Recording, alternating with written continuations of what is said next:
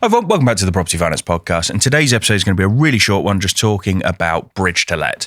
Spoken about it quite a few times before. We've done podcast episodes on it previously, but this is more of just a bit of an update that the product is still available and kind of how it works and what you would use it for.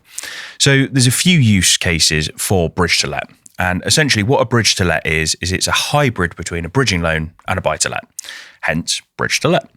So the idea behind it is that it is for people who essentially cannot get a mortgage for whatever reason.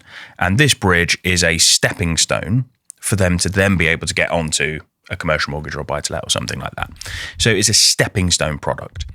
And essentially the interest rates tend to be kind of late sixes, maybe sevens, maybe even early eights. So they're quite punchy, but cheaper than a bridge, more expensive than a buy-to-let. So it kind of sits in that mid-ground. Some of the use cases for it. So we've had one recently, for example, where we're doing a children's home, which is actually going into a SAS pension. So there's a couple of reasons there as to why you'd use the bridge to let. The first one being because it's going into a SAS pension. The second one being because it's a children's home, which is not a particularly appealing security for many lenders. And actually the fact that it's kind of a startup as well. So the client's never done it before. This is their first foray into doing children's homes. So from the lender's perspective, they're happy to do a 2-year bridge to let, so a hybrid product. And at the end of that 2 years, we will then have enough accounts, enough experience, and the client will have enough behind them to then be able to go to one of the more mainstream challenger banks and get it refinanced. So that's the reason for that one. So it's a mix of security type, experience are the two reasons why it's being used there. Another use case, for example, is someone who's maybe buying a property to convert into an 8-bed HMO, for example. Maybe it's their first go at property. So maybe they haven't got any other properties. So we know from the likes of Shawbrook, HTB, a lot of the challenger banks that lend on HMOs, that they want kind of a year's worth of experience before they get into those larger HMOs. So the bridge to let would come in, it would enable you to sit on that for a year, 2 years, and it gets you in the door. Okay, it's a higher interest rate, but it gets you in the door and then enables you to move on to a more traditional product 12 months, 24 months down the line. Another use case is holiday lets. So for example, if you're getting into holiday lets for the first time, you may not qualify for a lot of the lending products that are out there. So a lot of lenders might turn around and say, well, you've never done holiday lets before, you've never done service accommodation before, we want you to have 12 months worth of experience. So you would go on the bridge to let, you would get your 12 months worth of accounts and then be able to show the lenders, look, here you go, here's how we performed for the last 12 months, and then move on to a more traditional product. So the whole idea behind it is it's taking you from point A to point B and essentially bridging that gap, whether it be a lack of experience, whether it be a security type that just isn't massively appealing, or whether it is just a case of something super creative like putting a children's care home into a SAS pension. That's pretty creative. So it's things like that where just the traditional lending isn't an option straight away, but it is an option a couple of years down the line.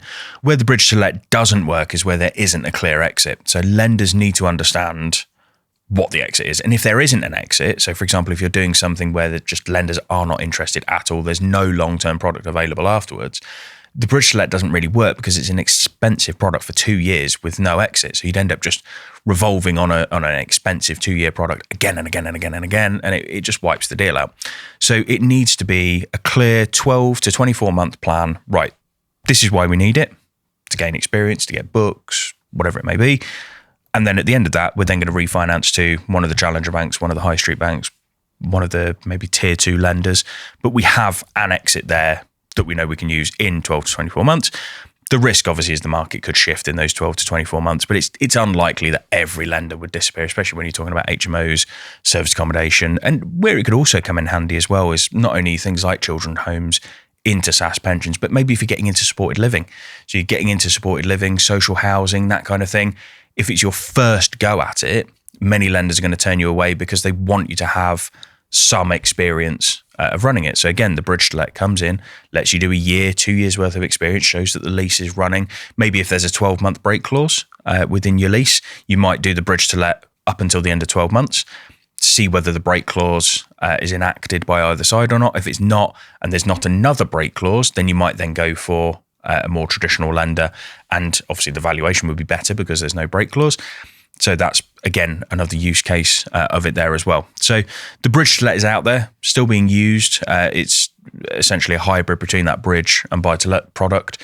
But yeah, many use cases. And it really is, as I've said in the title, kind of the holy grail of portfolio building, because the flexibility it gives you, the stuff that you can do with it, it's just unbeatable. So yeah, really, really enables you to kind of diversify that portfolio.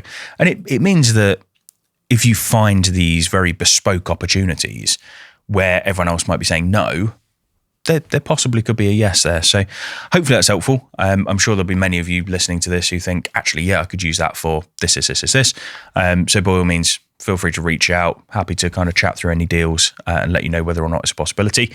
But yeah, otherwise, thank you very much for listening. I'll catch you on the next one.